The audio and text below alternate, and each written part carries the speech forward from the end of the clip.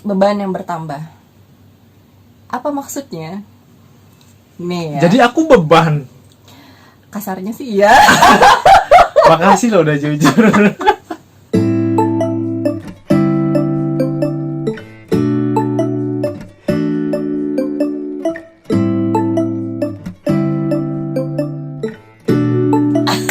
Oke, balik lagi. Masih dengan pembahasan yang sama ya. Jadi ini karena tadi nanggung ya. Pembukaan dulu, astagfirullah. Ya, lagi semangat ini, panas. Pintunya Pintunya ditutup. AC-nya.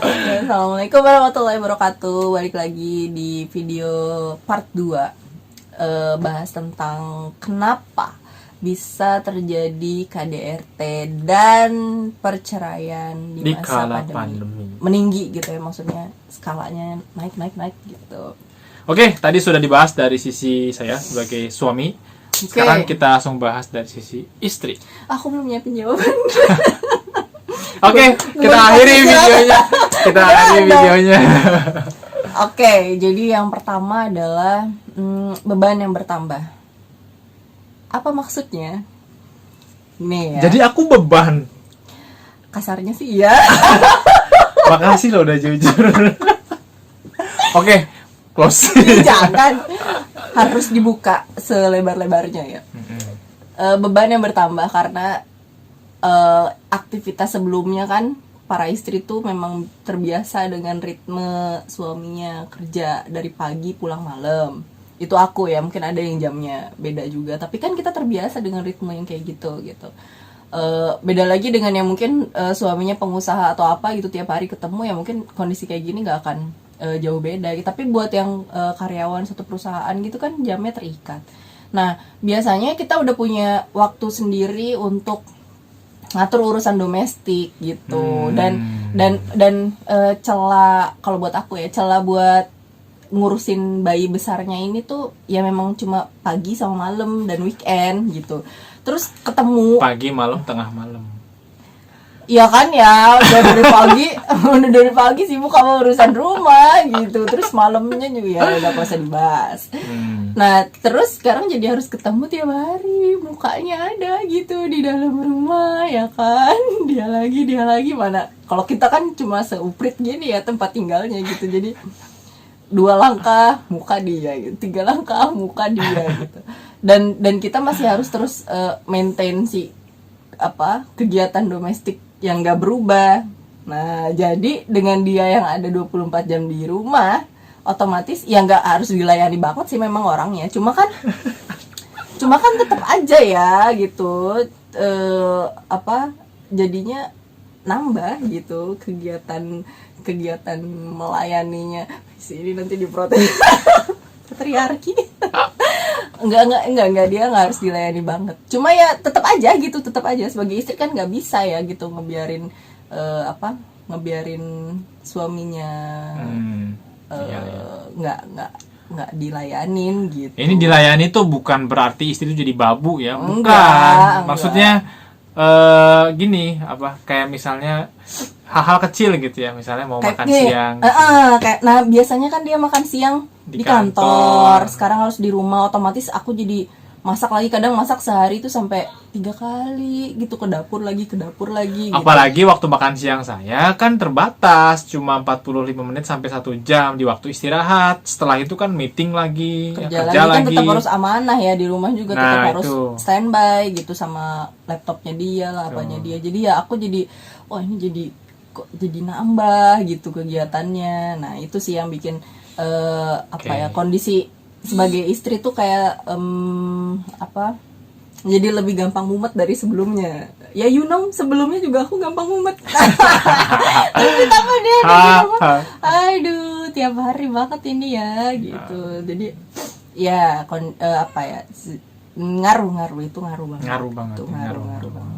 Capek gitu. Apalagi ditambah dengan dia yang rilis stresnya adalah bermain game gitu. Kan aku gak gangguin kamu, aku menyendiri. Iya, gak gangguin gitu. Tapi aku lagi sibuk sendiri, kamu main game seharian gitu kan. Nah, istri tuh kadang ada rasa ngarep dibantuin gitu ya. Jadi coba bantuin kayak apa Iya, kayak aku gitu kan suka anaknya. bantuin kamu. Anaknya itu minta-minta makan loh, nangis-nangis loh aku lagi cuci piring gitu kan, dia main game ya, emosi mulai gitu Ya. kan, naik merengut lagi gitu sebetulnya hal-hal kecil kalau buat istri mah, cuma jadinya berdampak gitu, dia kan stresnya dengan hal besar, urusan ekonomi keluarga lah apalah gitu, beban gitu.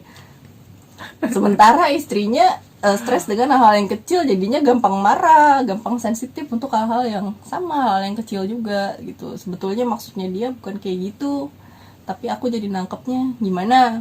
Nah iya Ya. bener ini buat saya gitu. Waktu dia pertama kali marah-marah karena main game gitu ya. Kenapa sih marah-marah? Itu anaknya yang gini. Ya elah gitu doang. Enggak Jadi, doang tapi buat saya Nah. ya elah gitu doang. Tapi buat dia apaan nggak gitu doang? Gitu. Ya nggak doang kayak Ya. gitu tuh gitu, maksudnya kan Bener, istri bener, pengennya bener. kalau di rumah tuh berdua tiap hari bersinergi gitu loh, padahal dia kerja ya tapi minta bersinergi. Ya maksudnya kalau ada waktu buat main game kan harusnya ada waktu juga gitu buat kita gitu. Iya ada loh. Ya ada. Nggak, waktu itu kan pernah aku marahnya sampai Iya. yang itu kan, jadi sampai yang seharian gitu kan, pengen jewer ya jadinya. Kan kita butuh push rank. Push rank kita butuh seharian main. Dan game online nggak bisa di skip loh, nggak bisa di pause. Nah itu keselnya tuh, kalian main apa sih? Aku sampai ngomong kayak gitu. Bela-belain apa sih main kayak gitu? Sampai push rank apa? Ya ngomel, Iya. gitu. Oke. Tapi nggak setinggi itu nadanya ya. Aku kalau ngomel pakai air mata.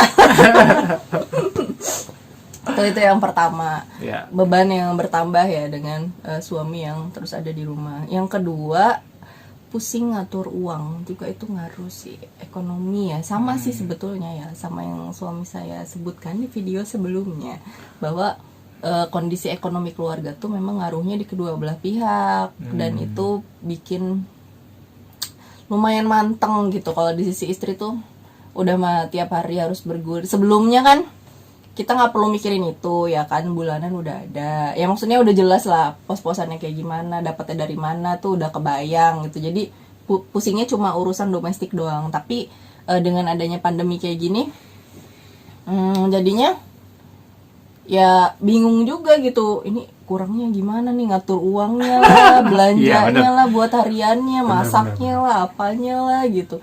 Sekarang jadi harus masak tiap hari demi ngirit ya kan, biar pengeluaran gak banyak gitu. Waduh itu bener-bener kita udah berapa bulan ngadepin pandemi? 6. Udah 6 bulan. 6 bulan training yang luar biasa sih buat aku. Dan itu beneran cukup ngos-ngosan gitu. Makanya wajar ya emosi gitu pas, oh my god, ngulang lagi dari awal. Nggak ada perubahan sama sekali, bahkan tambah parah gitu. Jadi sampai kapan? Nah itu stres itu, dan itu beneran micu, gampang micu pertengkaran juga di antara kita berdua. Pantesan. Iya, pertama kali berita itu mencuat gitu ya, bahwa Pak Anies menarik rem darurat dan kita akan kembali PSBB seperti zaman Pithecanthropus erectus ya, bulan Maret kemarin gitu ya. Ya artinya evolusi kita mundur loh ini ya. Jadi nggak ada kemajuan, malah tambah buruk. Nah, respon pertama kita ya astagfirullahalazim. Jadi selama 6 bulan ini semua orang yang terdapat ya. Aku marah-marah. Ngomel, beneran ngomel. Karena semua orang yang terdampak ya, buat kalian di luar sana yang terdampak kerjanya, ekonominya, keluarganya ya, 6 bulan kemarin no meaning ya. Kita balik lagi ke awal di bulan Maret. Kenapa ya? Ya banyak sih ya. Kalau mau bahas itu bahas video terpisah ya. Cuma buat kita berdua jadinya aduh. Capek ya, maksudnya udah 6 bulan kemarin luar biasa ya kan, ya rumah tangga goyang dalam tanda kutip, I mean astagfirullah, rumah tangganya ya diuji gitu, terus ekonominya diuji, anak-anak juga diuji ya kan, semuanya jadi berubah serba di rumah kan, mereka stres juga. Dan kita ngulang lagi dari awal, dan ini entah kapan berakhirnya. Jadi ya udah, sekarang kita fokus cari solusi aja ya kan. cari solusi gimana caranya nih biar benteng pertahanan utama kita nih kuat. Apa itu? Keluarga dulu gitu. Jangan sampai kondisi kayak gini malah kita renggang sih. Alay. Ya, betul ya. Jadi gitu. Nih yang nyambung poin nomor 2 nih ya. Ini tanggal 25 kemarin dia ulang tahun. Ya. Dan itu berbarengan dengan tanggal gajian saya. Dan to be honest, ya bulan kemarin emang penghasilannya penghasilannya tidak sesuai ekspektasi. Iya, dipangkas banyak yang dipangkas. Betul ya. Dan saya sebagai suami gitu ya, itu benar-benar ke distract ya, dari yang asa tanggal 25 ini saya mau menjadi suami yang benar-benar siaga gitu ya tanggal 25. At least ya, karena kalau nggak bisa ngasih kado, kita ngasih sesuatu yang tidak bisa dilupakan istri. Buyar guys, semuanya hilang di kepala saya, cuma ada satu. Ini gimana biar cukup?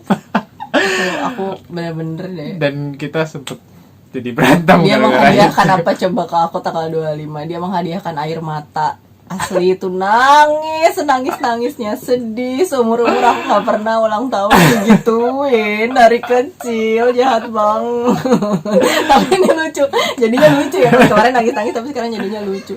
Lucu karena itu uniknya gitu ya. Aku tuh masih sempet di kondisi kayak gini, seorang istri tuh masih sempat mikirin hal-hal yang sensitif dan sederhana kayak gitu. Maksudnya buat maintain rasa cinta tuh kayak cuma ngasih hadiah dia gambar kucing aja gitu, ditulis-tulisin apa kayak gitu ya, doa-doa apa gitu, aku udah pasti seneng banget. Tapi dia sama sekali nggak kepikiran, bahkan tidak mengucapkan doa. Yang biasanya ritualnya adalah pagi-pagi bangun tidur tuh ngedoain, beres sholat tuh dipeluk, diucapin. Mudah-mudahan jadi lebih baik lagi sama anak-anak gitu, biasanya ritualnya. Kemarin nggak sama sekali. Dari subuh aku tungguin dia, ini orang maksudnya apa gitu kan, sampai yang ngucapin tuh banyak gitu, dari pembaca gitu rame pada ngucapin amin amin. Oh banyak yang ini ya, banyak yang doain, senang. Tapi kok suami sendiri ya obrolannya kayaknya belum ada menjurus ke sana gitu, nggak ada ngomong. Biasanya tuh tahun kemarin dia kirim WA panjang banget isinya doa, aduh indah banget kata-katanya ya kan. Kemarin nggak ada, ditungguin sampai malam. Di pikiran aku ini kayaknya ngasih surprise nih, ya kan? Ya, semua istri pasti akan berpikir demikian ketika suaminya nggak ngucapin dari pagi sampai malam, nggak ngedoain dari pagi sampai malam, ya kan? Ini kayaknya nyiapin sesuatu nih gitu, udah semangat gitu. Walaupun dalam hati, Din jangan ngarep dulu. Ada yang ngomong gitu di dalam hati, Din jangan ngarep dulu, nanti kamu jatuh loh. Ini sakit banget ini kayaknya kalau jatuh. Cuma di sisi yang lain kayak, kamu harus percaya suami kamu menyiapkan sesuatu gitu. Terus akhirnya malam datang, dia pulang kerja ya kan, jadwalnya kerja ke kantor. Pas pulang masih kayak nggak ada apa-apa guys. Ya biasa aja gitu, nanya gimana anak-anak. Ada. Oke, mungkin kejutannya sebelum tidur ya kan. Tungguin, tahan. Pas mau tidur dia tidur duluan guys. Tidur duluan ngadep sana ya kan. Ini orang kenapa jahat banget ya hari ini ya. Orang-orang udah pada ngedoain aku loh, banyak banget yang ngedoain, dia belum sama sekali. Terus mungkin dia sadar ya aku bete, udah aku langsung tidur aja gitu. Terus dia langsung bangun, sini mau ngomong. Oh udah nungguin, oh iya oke mau ngomong. Pas ngomong ngasih kabar buruk, nggak ada sosit-sositnya sama sekali. Dia cuma ngasih tahu kalau hari ini gajinya nggak cukup buat nutup kebutuhan 1 bulan ke depan. Dan dia bingung uangnya harus dari mana. Dia ngomong kayak gitu di hari ulang tahun aku. Itu prank terbesar buat ini. Prank terbesar dan hadiah jadi kayak mau skip gitu loh. Gak ada ulang tahun di tanggal 27, gak ada. Gue masih 26 tahun. Dan itu setelah itu langsung nangis aja gitu, nggak berani, nggak bisa ngomong apa-apa. Kayak ya Allah, ini orang jahat banget gitu loh dalam hati. Udah jahat banget deh, ya asli gitu. Terus dia masih nanya kenapa nangis. Astagfirullah. Gitu. Nah terus itu guys, setelah itu kayak langsung udah aja ya, karena aku nggak mau tambah-tambahin stres tadi kan, karena kondisinya udah bener-bener bikin stres. Udah aku coba lupain aja, aku nulis yang banyak, dialihin aja gitu biar nggak terlalu banyak benturan. Pas udah kemarin baru keingetan, oh kayaknya ini orang memang kepikiran yang lain gitu. Jadi pas memang tanggal itu tuh yang ada di otaknya dia cuma duit gak cukup gitu, nggak ada tuh nyiapin kejutan buat istri apa gitu, nggak ada. Bahkan doa juga kayak cuma mudah-mudahan Umi sehat terus gitu, kayak cuma gitu doang singkat. Selebihnya mah berita buruk yang dia sampein, nggak ada manis-manisnya. Jadinya pas kemarin baru aku ngeh gitu, oh ternyata yang ada di otak dia dari pagi sampai malam tuh memang si isi rekening itu, dia kaget gitu. Padahal aku tuh udah nyiapin planning buat itu dan gak perlu diambil pusing gitu. Udah mumet duluan. Ini gimana? Iya, ini ya salah satu contoh buruk ya. Jadi sharing nggak di sharing sama istri gitu, semuanya disimpan sendiri, stres kan, sendiri akhirnya kemarin aku keluarin tuh, tahu nggak, aku tuh masih marah banget loh waktu tanggal 25. Aku bilang itu beres sholat tuh ngomong langsung, kenapa emang, kata dia. Wah, ditumpahin gitu semua. Aku tuh dari pagi kayak gini. Terus pas aku bilang, kamu tuh seharian cuma mikirin isi rekening doang kan yang gak cukup. Terus dia iyain, iya emang. Aku nggak tahu itu gimana caranya, katanya karena emang nggak ada pemasukan lain kan gitu. Kita belum ada sebetulnya dari aku, cuma kan nggak stabil lah gitu, nggak kayak kerja kantoran gitu. Jadinya dia pusing dan pening gitu. Tapi aku keluarin aja tuh, kamu jahat banget tuh kemarin. Terus akhirnya dia minta maaf dan akhirnya kita harmonis lagi. Terus aku akhirnya bikin maksudnya ngasih ultimatum.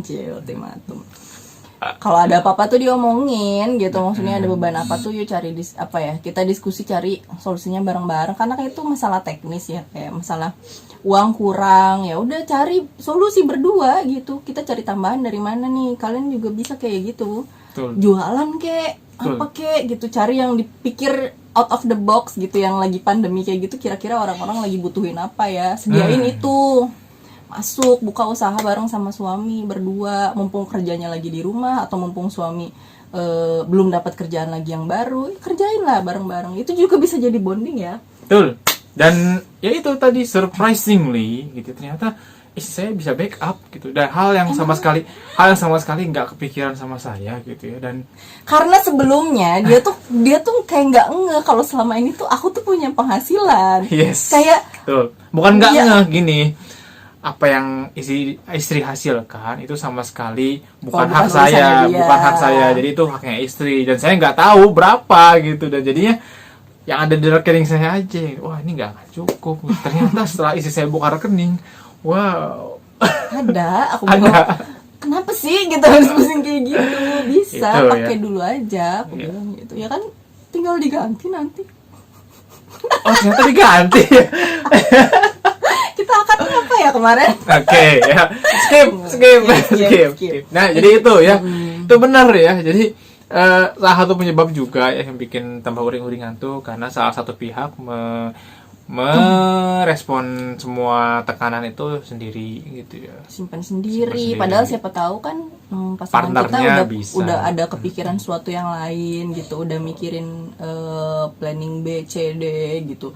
Dan banyak kejadian kayak istri-istri itu sebetulnya punya simpanan emas, dia nabung selama ini gitu dari hasil bulanan yang sisa-sisa itu dia tabung. Terus ada suaminya kaget, ternyata kamu punya simpanan uang kayak gitu, akhirnya bisa menolong sampai berapa bulan ke depan. Ada yang kayak gitu ya, pentingnya buat sharing, jangan di ini sendiri malah jadinya nyakitin pasangannya gitu gara-gara ngekip tuh. Padahal kalau misalnya diselesaikan berdua jadinya selesai dengan lebih cepat. Betul sekali ya. Jadi itu kita sharing ya kemarin apa yang terjadi gitu. Berdasarkan real story dan bagaimana cara kita menghadapinya gitu ya. Emang hal-hal seperti ini saya rasa setiap keluarga punya versinya masing-masing ya. Punya versi berantemnya masing-masing karena kondisi pandemi seperti ini. Nah, yang intinya adalah yang paling penting yaitu tadi ya, kuatin bondingnya gitu. Karena kita ini partner seumur hidup, insya Allah, amin ya. Tuh. Ya stres mah wajar lah, berantem adu mulut, istri tuh apa tuh istilahnya, ya judes gitu kan, kalau lagi uring-uring kan ngejudesin suaminya. Ya sekali-sekali boleh lah, kan kita manusia biasa ya, punya rasa kesal, emosi gitu, emang harus diluapin dan ditunjukin. Nggak apa-apa, cuma asal harus tahu aja cara nyelesainnya kayak gimana. Jangan sampai dibuat berlarut, disimpan sendiri kayak aku suka nyimpan sendiri, terus nanti tiba-tiba dah meletus. Tapi kalau kita meletus nggak langsung jadi wah enggak. Dim, silent. Dan itu lebih horor sih. Silent. Rumah tuh hening ya. Lewatan papasan ya udah aja gitu kayak. Iya. Kayak angin lalu. Tuh. Emosi aja gitu bawaannya, lihat mukanya. Tapi ya itu tadi lah gitu, harus ada waktu limit lah kalian kapan kayak gitu dan kapan harus diselesain gitu. Jangan sampai terusan akhirnya jadi yang asalnya masalah kecil bisa diselesain jadi tiba-tiba udah segede gunung aja gitu. Betul. Terus mendadak ada kalimat sakti gitu yang keluar, nauzubillah min dzalik. Jangan sampai pikirin anak-anak. Yes. Kalau misalnya masih bisa selesaikan, mending diselesaikan aja. Betul. Oke ya. Jadi itu ya kira-kira yang bisa di-sharing dari sisi istri. Ada lagi nggak? Ini udah berapa menit? Udah 20 menit. Sudah saja kalau gitu. Udah kok, biasanya istri mah kayak gitu doang sih. Nanti kalau ada yang punya pertanyaan ya atau ada punya pengalaman pribadi bisa di-sharing di kolom komentar. Paling nambahnya ini aja. Apa? Kalau istrinya biasa kerja sama kayak poin pertama. Iya, kalau istrinya biasa kerja ya balik lagi pulang ke rumah ke video pertama. Tiba-tiba dar. Kegiatan rumah domestik juga ditambah WFH. Gitu. Tuh. Tambah puyeng kepalanya. Saya kayak gitu kalau yang kerja. Kalau aku kan enggak ya, fleksibel. Ya, yang mau sharing kami terbuka sekali ya. Boleh cerita di kolom komentar. Kalian gimana cara nyelesainnya sama suami. Karena kan semua keluarga pasti berkonflik lah ya. Yang jadi bedain gimana cara menyelesaikan konfliknya gitu. Oke, terima kasih sudah menyimak sampai menit ini. Mudah-mudahan bermanfaat. Kita ketemu lagi di video di video selanjutnya. Dadah, assalamualaikum.